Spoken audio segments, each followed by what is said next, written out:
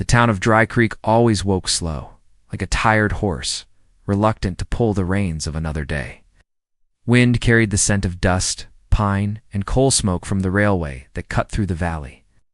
Most folks paid little mind to strangers, stepping off trains, but the morning he arrived, people stopped in their tracks. Some paused on porches, others from behind saloon windows. A few even stepped out into the street. There was something about him. The broad shoulders, the long black hair wet with rain, the stern look in his dark eyes, the deep red beads around his neck. He walked like someone used to being watched, yet burdened by it. The sheriff called him a wild man. The preacher simply lowered his gaze. The children stared with awe. No one knew what tribe he came from, only that he crossed the valley alone and wounded. He did not speak much. Just handed a folded note to the town clerk, written by a missionary somewhere west of the canyon. It explained that he needed medical attention and shelter for a short while. The note was respectful, yet firm, as if whoever wrote it believed this man deserved more care than judgment. The townsfolk agreed he could stay at the old clinic by the creek. It was small, mostly used for miners and cattle hands. Only one nurse was working that week after the physician left for a supply run. She was new to Dry Creek, quiet, modest, wearing white cotton uniforms sewn by her own hands. She spent most days tending fevers, cleaning wounds, or helping ranch families. No one in town knew much about her past, only that she traveled far to escape a life that had grown too heavy. She did not expect her next patient to be a muscular Apache warrior with scars across his chest and arms, nor did she expect the silence in the clinic to feel so loud once he sat down. His presence filled the room in a way she could not explain. She tried to keep her hands steady while placing a basin of warm water beside him. He watched her with calm eyes, not unkind, only observant, as if studying a creature far more fragile than himself. The rain outside slowed to a soft tapping while she unwrapped the cloth band around his ribs. The wound looked like a knife cut, long and deep, but already starting to mend. He allowed her to clean it without any sound of pain. Most men would have flinched or cursed. He only breathed slow, unbothered, as if pain was a familiar companion. She noticed small details, a slight tremble in his fingers, a bruise along his neck, smoke-scented hair, the fine craftsmanship of the beads around his chest. She wanted to ask how he got hurt, but the words caught in her throat. He was powerful in a quiet way, not reckless or proud, just strong, like the mountains beyond the valley. By late afternoon, the clinic filled with steam from boiling towels. His temperature dropped, color returned to his face, and his breathing steadied. When she saw how exhausted he was, she suggested a warm bath to ease his muscles. The old iron tub had not been used in months, but she scrubbed it clean, heated water over the stove, and filled it until steam rose and fogged the windows. Room felt warmer than usual, almost like summer had stepped inside.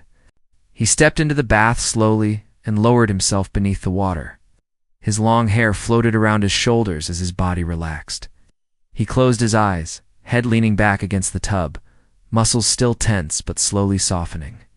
She stood, to the side, drying her hands, ready to step out and give him privacy. She had tended many patients, but never someone like him. Never someone who carried both danger and peace in equal measure. For a moment, she turned her back to tidy the counter. When she looked again, he was watching her. Not rude, not bold, just curious, as if trying to understand why she kept so much distance. She froze in place. The air between them felt charged with something unspoken. He lifted one hand from the water, droplets rolling down his forearm, steam rising around his skin. His voice was low, gentle, and carried a hint of amusement, like he was speaking softly so as not to frighten her. "You have never seen one before. Have you her breath caught?" She did not know what he meant. Maybe he spoke of warriors from his people, or scars earned in battles far from her peaceful clinic, or simply a man unashamed of his own presence. She tried to answer, but no sound came out. He leaned forward slightly, elbows resting on the edge of the tub, muscles outlined by the glow of sunset pouring through the window. The steam made the room look like a dream. She felt her pulse race, unsure whether to step closer or run. He studied her eyes, not her body, and there was something respectful in the way he waited, almost patient, almost kind. He lowered his voice even more, like a whisper meant only for her. "Are you afraid of Mesh?" Shook her head, though she was unsure what she felt. Maybe fear, maybe fascination, maybe both. He nodded back, slow, understanding. He turned away slightly, resting again, giving her space. Yet his next words carried a weight that shook her more than his stare. "I am not here to harm you, but I am not here by choice either." She frowned, stepping closer, hands clasped nervously. He closed his eyes and exhaled, as if holding back something heavy. "There are men coming. They wanted me dead in the canyon. They might come here next." Her heart sank. The clinic felt suddenly smaller. The world outside felt unsafe. The room was quiet except for the bubbling water and the creak of old floorboards under her shoes. She opened her mouth to ask why anyone would hunt him. But before she could speak, he opened his eyes again and looked at her with a seriousness she had never seen in any patient. "When they arrive, you must decide whether you stand with them or with Mesh." Stepped back, startled, gripping the fabric of her uniform. The light from the window dimmed as clouds rolled over the sun, turning the room a darker shade of gold. He waited, watching her reaction, steam swirling between them. She tried to breathe steady but failed. She had never been asked to choose sides in anything. She came to Dry Creek to escape conflict, not step into it. Yet something in his voice felt honest. Something in his presence felt like a storm waiting to break. She pressed a hand over her heart, unsure. And that was when a distant sound echoed through the valley. Hoofbeats, heavy, fast. Riders.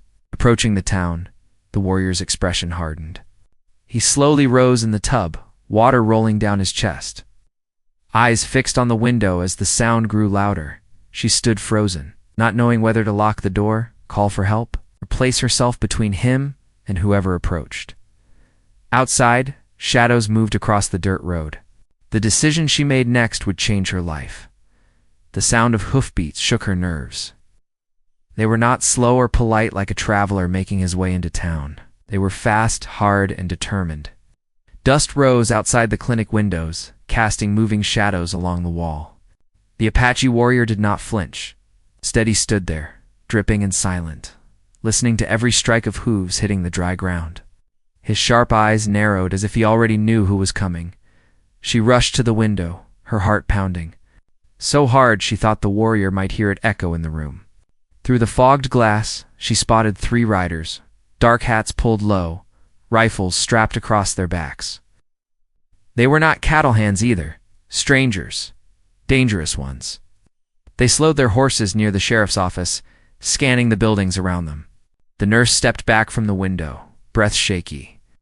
The warrior grabbed a towel and wrapped it around his waist, but even then, his presence seemed larger than the room. He moved closer, placing a hand on the wooden wall as if feeling vibrations through the boards. "They tracked me for a long time," he said quietly, voice deep and steady. "They hunt for money. They hunt for blood." Her thoughts stumbled. A bounty hunter. She had heard stories in the newspapers, but those tales always felt distant, like fiction meant to thrill folks who lived easier lives. Now the danger stood only a few steps away. She tried to speak, but words tangled in her throat. "Why do they want you?" she finally managed to ask. He looked at her with an expression she could not read, as if deciding how much truth to share. "Because I refused to serve their greed. Because I protected my people. Because I know something they fear." His eyes drifted to the window again. The town outside seemed calm on the surface, yet tension pulsed like a wire stretched tight. He stepped toward his shirt resting on a chair, slipping it over his shoulders with careful movements. She noticed the scars again, long history written on his body. He reached for his necklace of tribal beads, holding it like it was something sacred. She wondered how someone so feared could also carry the weight of something meaningful and gentle in his heart. The riders tied their horses and walked slowly, scanning every building. One spit tobacco onto the road, while another adjusted his hat and pointed toward the small clinic. "They are coming here," she whispered. The warrior nodded, but he did not move to escape. He crossed the room and leaned close to her, lowering his voice so only she could hear. I owe you respect, nurse. You helped me when no one else would, so I will give you the truth. I can stop them, but you must choose whether this clinic remains a place of peace or becomes a battlefield. Her knees weakened. She had spent her life healing, not harming. The idea of violence in this room made her stomach twist, but she also saw fear hiding under his calm face. Like someone protecting a secret that could cost lives, she asked him one more thing. Needing to understand, what did you leave behind? His stare softened slightly. Family, he said. A mother who raised me strong. A younger brother who thinks with fire instead of patience. A home that must remain hidden. If these men succeed, my home will not remain safe, and others will suffer. Heavy knocks rattled the clinic's front door. The sound echoed through the small building like thunder. The nurse jumped, hand flying to her mouth. The warrior's expression hardened, jaw set. The door rattled again. A voice called out, cold, sharp. We are looking for an Apache. Tall, long hair, dangerous man. Word is, he came through this way. She stepped away from the entrance as if distance could protect her. Her heart pounded with the weight of the moment. She stared at the warrior. He remained still, watching her, waiting. She did not answer. She could not. The door swung open before she even reached the lock. 3 strangers stepped inside, boots heavy on the wooden floor. Their eyes darted around the room, taking everything in. They smelled like gunpowder and whiskey, rough men who had seen too many fights to care about one more. The leader, a man with a scar dragging across his cheek, smiled a crooked grin when he spotted the warrior, standing tall near the center of the room. There you are. But before the man could draw his gun, the nurse found her voice. He is my patient. She blurted out, surprising even herself. He is under medical care. You cannot take him. Not like this. The scarred man laughed, shaking his head. Folks often underestimate the courage hidden inside the quiet ones. Gammy said, we are not here for your permission. He reached for his belt, and the warrior's stance shifted. Not aggressive, no weapon drawn, but firm like a wolf guarding a den. Do not involve her, warrior warned. The other 2 hunters circled to the sides. The room felt smaller by the second. Corners shrinking under the weight of their presence. The leader stepped closer to the warrior, staring him down. You ran far, native, but not far enough. We take you back dead or alive. Makes no difference to me. The warrior stared back, unafraid. The nurse sensed pressure rising in the air, like a storm ready to break through the roof. She wanted to step between them, yet fear pinned her feet to the floor. The leader smirked and tilted his head toward her. Seems like the lady is already attached. Maybe she wants to keep you here for company. The warrior's eyes flashed with anger. He stepped forward, a voice like thunder rolling over mountains. You will not speak of her. The silence after his words felt dangerous. The hunters' hands twitched near their guns. But before steel could flash, the town sheriff's whistle pierced the air outside. The hunters stiffened. Sheriff is coming this way, the leader muttered to his men. We move now. They backed toward the door, but not before the leader pointed 2 fingers at the warrior. We will return tonight. Do not try to run. There is no place in this valley you can hide. The door slammed shut behind them. The warrior waited until the hoofbeats faded into the distance before breathing out. Shoulders tight. The nurse finally exhaled the breath she had been holding. Her hands shook so much, she pressed them against her apron to steady herself. What will you do when they come back? She asked quietly. The warrior turned to her, soaking wet hair dripping onto the floor. His dark eyes held something fierce and unbreakable. I protect those who protect me. You chose to stand with me, so I stand with you now. She swallowed hard. The weight of that promise scared her, yet it brought a strange comfort too. She did not want anyone hurt. She also did not want him taken away like a hunted animal. He stepped closer, his voice a calm warning. Danger changes people. It shows who they truly are. She wondered what the danger would show about her. Would she break under fear or rise above it? She never imagined herself part of anything heroic. She was just a nurse, someone who patched wounds and offered comfort. But today, the world demanded more from her than she ever thought possible. The warrior noticed her trembling and gently placed a hand near her shoulder without touching, as if asking silently whether she needed support. She nodded once, just enough for him to understand she was trying to be strong. "Night will fall soon," he said.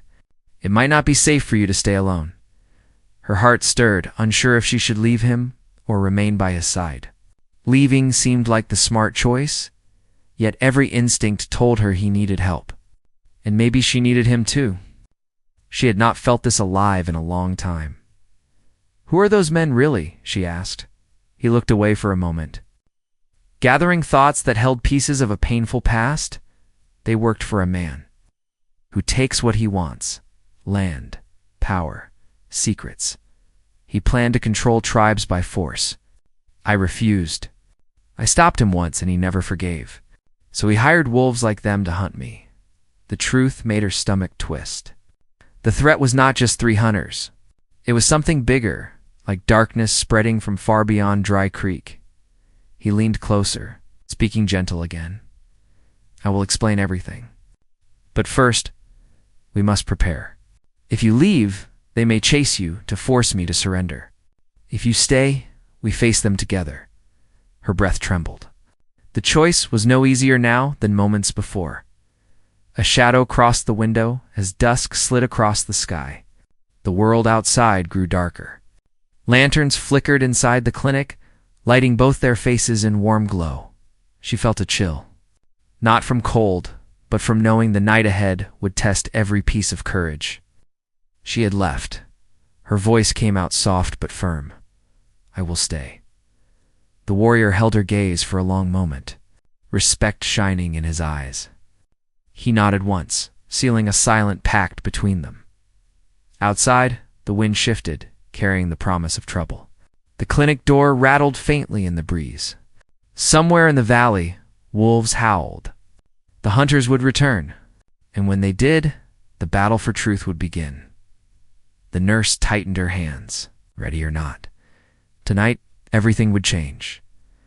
Night crept over Dry Creek like a blanket laid by unseen hands. Lamps flickered across town windows, casting golden squares of light onto dirt roads. The clinic stood near the edge of town, where the trees thickened and the sound of crickets carried clearer than voices. The nurse lit 2 oil lamps, placing one by the counter and one near the old iron tub. The shadows they cast made the room feel both safe and haunted. The warrior sat near the window, sharpening a long hunting knife using a stone he carried with him. Each scrape echoed softly, slow and steady, like the ticking of a clock counting down. She watched him from across the room, trying to understand the calm in his movements. Even after being hunted, even after wounds and threats, he never seemed nervous. It was as if he spent his whole life preparing for dangers others could not imagine. He looked up and noticed her staring. His voice came low, almost gentle. "Fear is not weakness. It is how you act while afraid that matters." She felt her face warm with embarrassment, though his tone held no judgment. She folded a bandage, trying to keep her hands from shaking. Before meeting him, she believed fear came only from shadows in her past, from mistakes she carried silently. Now fear had a new form, one that knocked on doors and rode horses with rifles. She broke the silence. "What happens if the sheriff finds out you are hiding?" Here the warrior paused his sharpening. "That depends on what the sheriff stands for. Law can protect, or it can serve greed. In some places, the difference is only the badge on a man's chest." She wondered which kind of law Dry Creek belonged to. She had only been in town a few months. Most people treated her kindly. The kindness was shallow if it vanished when trouble came. A soft knock interrupted her thoughts. Not loud like the hunters, gentle, familiar. She hesitated before opening the door. When she did, a young ranch girl stood outside, holding a basket of food wrapped in cloth. "Mama heard there was a hurt man here," she said with wide, curious eyes. She thought he might need supper. The nurse blinked in surprise. She did not expect anyone in town to offer help so freely. She thanked the girl and gently closed the door. When she turned around, She caught the warrior watching with a calm expression. "Not all fear us," he said quietly. "Some simply need to know who we are before they draw their guns." She set the basket on a small table and removed cornbread, smoked pork, and boiled potatoes. He approached slowly, as if respecting the space around her. She handed him a plate, and he accepted with a small nod of gratitude. He ate quietly, mannered, like someone raised with rules even in wild places. After a few minutes, he spoke again. "You asked earlier why I could not stay hidden forever. I owe you more of the truth." She nodded, heart already tightening with curiosity. He rested his plate down. "My people lived north of the river, close to the tall cliffs. We kept to ourselves. Traders came sometimes, farmers passed through, but we harmed no one. Then a man from the cities arrived, calling himself a friend. He offered tools, metal, horses, things we could use. In return, he asked for guides. He said he wanted to learn the land and map safe paths. We trusted him." He looked away, jaw tightening. But trust is dangerous when given to men with empty hearts. When he left, soldiers came. They brought papers claiming the land was sold.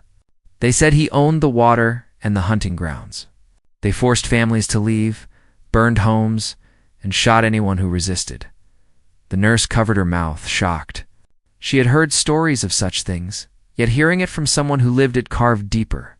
The warrior continued. "I led those who escaped. My brother wanted to fight. I chose another path. I stole documents from that man's camp, proof that he forged the deeds, proof that could stop him. That was when he placed a price on my head." She understood now. He was not hunted because he was dangerous. He was dangerous because he held the truth. "Do you have the documents with you?" He shook his head. "I hid them. If captured, they must not fall into his hands." Footsteps echoed outside. The nurse froze. The warrior set his plate aside, stepping into the shadows near the door. The footsteps paused, then faded away down the road. Likely a townsman heading home, but every sound carried threat now. She turned back to him. "Where did you hide them?" He looked at her, eyes deep with caution. "The place is known only to me and one other. If you knew, you would become a target too. I will not put that weight on you." The words stirred something in her, a mixture of fear, respect, and a strange warmth. She was not used to others protecting her. She had spent most of her life alone, stitching herself together without help. Yet here stood a man who treated her safety as something that mattered. She asked him a softer question. "Will your family be safe until this is finished?" He exhaled slowly. "My brother wants revenge. He may act before thinking. That puts everyone at risk. If I do not return soon, they might believe I am dead." The nurse wished she could offer comfort, but all she could do was stand close enough to show she listened. Outside, laughter drifted from the saloon. Boots stomped on wooden porches. Music spilled into the street. The town carried on while danger circled its edges. It's like wolves waiting for lamps to go out. The warrior stepped to the window again. The hunters will not attack while the streets are busy. They wait for darkness and silence. A creak sounded from the back door, barely audible. The nurse turned sharply, heart leaping. The warrior moved before she could blink, silent and swift. Placing himself between her and the sound, the door opened, but it was not a hunter. It was the sheriff, hat, low coat, dusty, lantern in hand. He looked at both of them with measured suspicion. "Evening," he said. "Heard strangers rode through earlier and asked about a native. Word around town is someone matching the description is in this clinic. Thought I should check for myself." The nurse opened her mouth, but no words formed. The sheriff stepped inside, shutting the door behind him. He glanced at the warrior, eyes narrowing. "You look like someone carrying trouble." The warrior stood tall, but said nothing. Silence stretched thick. The sheriff set his lantern on a table. "Now, I can help you, or I can arrest you. That depends on what kind of man you are." The nurse finally spoke. "He is a patient. He needs to recover. He harmed no one." The sheriff studied her face, searching for lies. Then He looked at the warrior again. "What are you running from?" The warrior met his stare. "A man with power and no honor." The sheriff's jaw tightened. "I know the type." The tension in the room shifted, but not fully toward safety. The sheriff walked closer, lowering his voice. "If you stay here, blood may spill in this town. I need to know if protecting you is worth that cost." The warrior answered without hesitation, "If I leave, innocent people will be used to capture me. If I stay, I can stop them myself." The sheriff drummed his fingers on his belt, considering. Finally he spoke, "I will not turn you in. But if those men return tonight, I will not fight your battles for you." The warrior nodded once. "I do not ask you to." The sheriff tipped his hat slightly, a gesture of reluctant respect. Then he left as quietly as he came. Leaving the lantern light trembling in his absence, the nurse leaned against the wall, relief and fear mixing inside her. The warrior returned to sharpening his blade. Their protection was not guaranteed. Their allies were uncertain. Their enemies were coming, as the night deepened.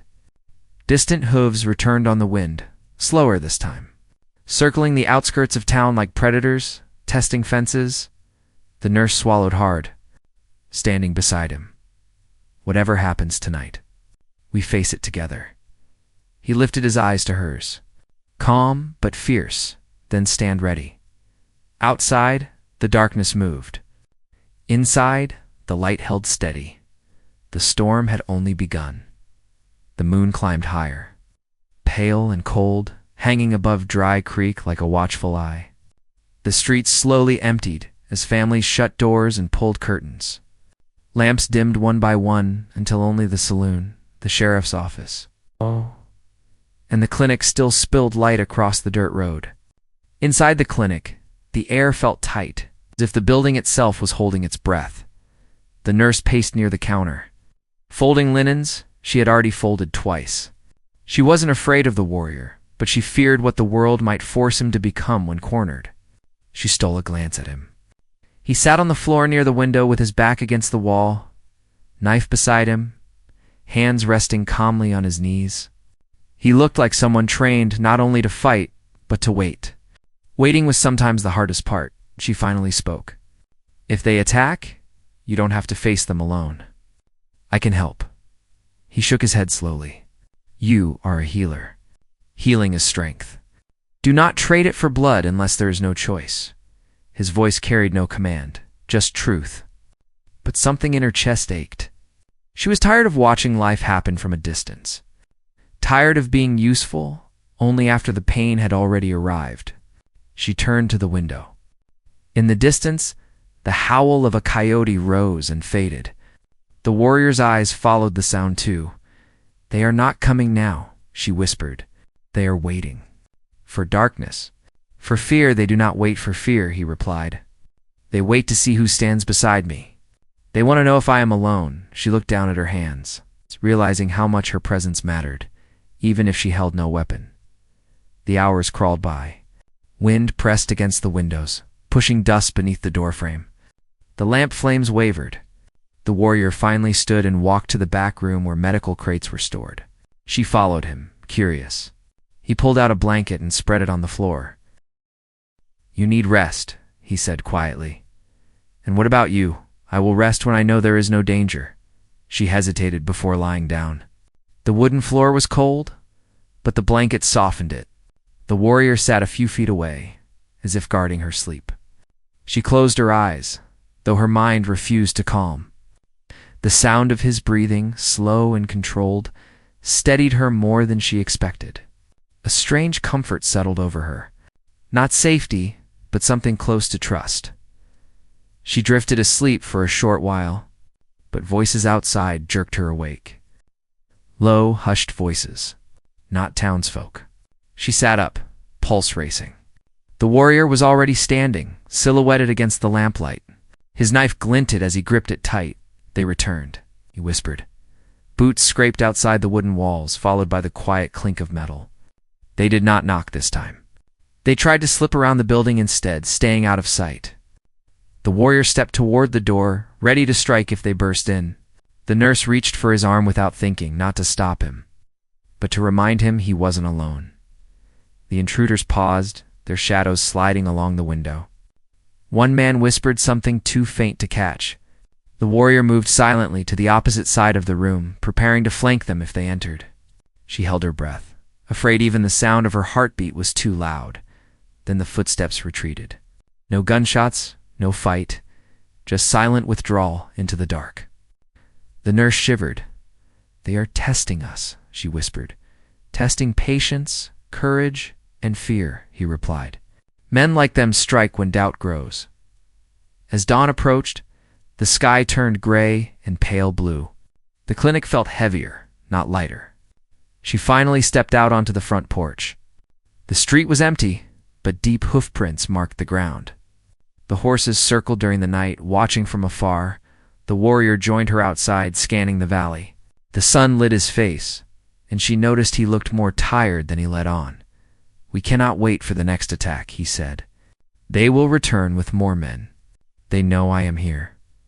"What do we do?" He looked toward the mountains where the ridges cut the horizon. It's like dark blades. "I must reach my people before they find them. I must bring the proof to safety." She felt a twist in her chest. If he left alone, he might not survive. If he stayed, the danger would swallow the town. He turned to her, voice softer than before. "I did not want to involve you, but you stand here because you chose to. If I leave, they may follow you to force me back." She stepped closer, hands trembling at her sides. "Then let me come with you. Let me help." His eyes widened slightly, not from surprise, but from the weight of what she offered. "The journey is dangerous. If we go, there may be no return." Her voice steadied. "I am tired of living small.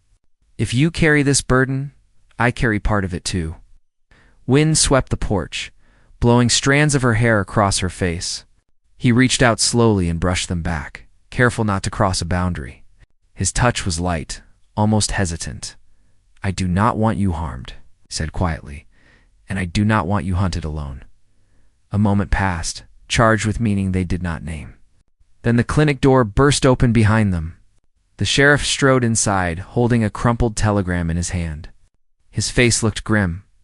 "News just came from the north. A group of riders crossed the river yesterday. More than a dozen." He paused, eyes turning to the warrior. "They are not just hunting you. They are clearing every settlement tied to your people. Burning farms, pushing families out. Folks are scared to talk." The warrior's breath deepened, fists clenching. The nurse stepped toward him instinctively. "How long until they reach the canyon?" she asked. The sheriff shook his head. "Hard to say. Maybe a week. Maybe days if they push fast." The warrior closed his eyes, pain flashing across his face. "My brother will not run. He will fight. If he does, they will kill him and anyone near him." The nurse felt a chill run through her. She turned to the sheriff. "Will the town help the sheriff rub the back of his neck? Dry Creek barely protects itself. Folks don't want to die for a fight they don't understand." The warrior stepped forward. "I do not ask them to fight for us, only to stand aside." The sheriff nodded. "I can manage that. But if you leave, you'll be riding straight into danger." The warrior looked to the mountains again, then at the nurse. She understood without words. This journey had become more than survival. It was about truth, land, family, justice, and the fragile bond forming between two people from different worlds. He finally spoke. "I leave at sundown. She will come with me." The sheriff raised a brow. "You sure about that?" she answered before the warrior could.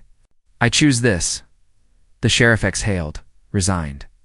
"Then I'll get you horses and supplies. But once you leave town, you're on your own." He stepped out the door, leaving the two of them alone under the morning light. The nurse looked around the clinic. It's the place that sheltered her when she first arrived in Dry Creek, the place that let her start over. She realized she might never return. The warrior moved to gather his things. She packed medical supplies, blankets, water, and anything that might save a life on the trail. They worked in quiet rhythm, each movement carrying purpose. As the sun lowered, the sky turned gold and deep red. The sheriff arrived with 2 horses, strong and well-fed. He handed the reins to the warrior and offered the nurse a solemn nod. "You're brave, miss. Just make sure it's for the right reasons." She mounted the horse with trembling legs, but steady resolve. The warrior mounted beside her, looking toward the mountains that waited like fate itself. Riders in the distance appeared again. Silhouettes against the dying light, the hunters. Far enough not to strike, close enough to follow. The warrior leaned toward her slightly, voice low. "They will track us the second we leave the valley." She held the reins tight. "I know." The first stars appeared as night rose from the earth. Together, they rode toward the wild, toward danger, toward his people, and the hunters followed, closing in like wolves on a trail that could decide the future of everyone caught between 2 worlds. They rode through the night, following the narrow trail that wound toward the mountains. The moon guided them until clouds rolled across the sky, dimming the path and turning the world into shadows and wind. The nurse kept close to the warrior, trusting his sense of direction more than the faint landmarks she barely recognized. Behind them, hooves echoed faintly, a reminder that danger was not far by dawn. The trail opened to a wide ridge overlooking a valley filled with pines. Thin smoke rose from scattered fires, not from towns but from camps.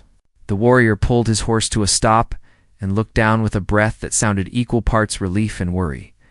"My people are here," he said. "But if the enemy reaches them first, there will be no mercy." They rode down the slope together, branches brushing their clothing and horses snorting from the descent. As they neared the camp, figures stepped from the trees, spears and bows ready. The warrior lifted his hands to show peace. Within moments, a younger man rushed forward and pulled him into a strong embrace. He shared the same dark hair and sharp features, only younger and with fire in his eyes. "You are alive," the brother said, gripping his arm. "We heard rumors you were hunted. We almost went looking for you." The warrior looked at him firmly. "That would have played into their hands. I returned with purpose, not desperation." The brother glanced at the nurse, surprised to see her among them. She lowered her gaze with respect, unsure of the customs. He nodded in greeting, cautious but not unkind. The warrior addressed the gathered group. "They are coming for all of us. Not because we fought, but because we exist. They want our land, our water, our future. We cannot defeat them with force alone. We need proof. The truth we hid must be brought to the governor in the western city. Only then will the land and rights be protected by law." Murmurs rose, some hopeful, others doubtful. An elder stepped closer, her long hair braided with feathers and copper beads. She raised her chin and studied the nurse with deep, thoughtful eyes. "You travel with him," she said gently. "Do you stand for him, or for the world outside?" The nurse swallowed her fear. "I stand for what is right, not for one side or another. For peace. For a future where no one has to run." The elder nodded softly. "Then you are welcome here." Before they could plan further, a horn sounded from the ridge they had just descended. The enemy riders appeared again, now more than a dozen, spreading across the slope like wolves closing in. The brother reached for his weapon, but the warrior raised a hand. "We do not fight here. We protect the people and move. Battle will only bring death. Their victory is fear. Our victory is survival." The nurse watched the hunters approach, her heart racing, but she understood now. The goal was not to prove strength, but to preserve life and ensure justice reached those who controlled the future of the land. The villagers packed quickly. The elder placed her hand on the warrior's arm. "The documents are hidden in the canyon caves. You and your companion must go. The rest of us will travel east, where the hunters will not expect." The warrior nodded, then turned to the nurse. Ready, she mounted her horse with newfound resolve. Ready, they rode hard toward the canyon while the tribe dispersed. The hunters noticed and split their forces. Half followed the warrior and nurse, half circled toward the valley to search for others. The chase thundered across open plains, dust rising behind hooves, wind tearing through hair and clothes. The canyon appeared like a great crack in the earth, narrow at the entrance, but deeper within. They dismounted and hurried inside, leading their horses on foot through the stone walls. The air cooled, shadows thickened, and echoes followed each step. At the far end, the warrior knelt beside a small crevice hidden behind loose stone. He removed a leather-wrapped bundle tied with sinew. The nurse held a lantern steady while he opened it. Inside were maps, letters, and signed agreements showing the land was never legally sold, only stolen. This is what they fear. He said before they could leave, footsteps echoed from deeper in the canyon. The leader of the hunters emerged, gun drawn, eyes burning with hatred. "You should have stayed dead," he spat. The warrior stepped forward, unarmed. Placing himself between the hunter and the nurse, the man cocked his gun. The nurse felt her heart drop. The leader sneered. "People like you are meant to be forgotten. Land is for those who can take it." The nurse stepped forward, voice shaking but loud. "Land belongs to those who live on it, not those who steal it." The leader aimed at her, but the warrior lunged, knocking his arm aside. The shot fired into stone, sparks flying. The canyon echoed with noise. The hunter stumbled back and raised his weapon again, but the warrior grabbed his wrist. Forcing the gun away, the struggle ended when the warrior struck his opponent hard enough to knock him to the ground. The gun clattered across rock. The leader lay winded, unable to rise. The nurse stood frozen, breath shaking. The warrior looked at her. "It is over." The man on the ground glared. "You think this changes anything?" The warrior knelt beside him. "It changes everything, because the truth will reach those with power. Your lies end here." He stood, taking the documents. The hunter did not follow. Fight had left him. With the papers secured, they left the canyon and rode west, away from the hunters and toward the city. Days later, they arrived, dusty and exhausted. The officials listened, reviewed the proof, and dispatched legal riders to stop the land seizure. The stolen deeds were overturned. Tribes and settlers alike received protection under law. The hunters scattered, unable to act without support. Months passed. Dry Creek returned to quiet days and slow mornings. The nurse stayed in town, tending families and ranch hands, but she was no longer a stranger. People trusted her. The warrior visited often, bringing news from his people and helping her repair the clinic roof or fetch supplies. One evening, as sunlight faded across the valley, he stood beside her on the porch where everything began. The wind carried the scent of pine again. He looked at her with steady eyes. "You chose to stand with me when you had no reason to. You changed more than you know." She smiled softly. "I only followed the truth." He took her hand, careful and respectful, holding it as if it were something precious. "Then let us follow it together. It's not as hunted and healer as equals." She squeezed his hand in return. They watched the last streak of light sink behind the mountains. Dry Creek grew quieter. The nurse no longer felt alone. The warrior no longer carried the burden by himself. Their journey became more than survival, became a home made not of walls but of shared purpose and finally peace. And as night settled, the stars rose bright not as signs of danger, but as reminders that even the most untamed paths can lead to a place where hearts rest in safety. Their story ended not with escape, but with belonging, and the land remained free.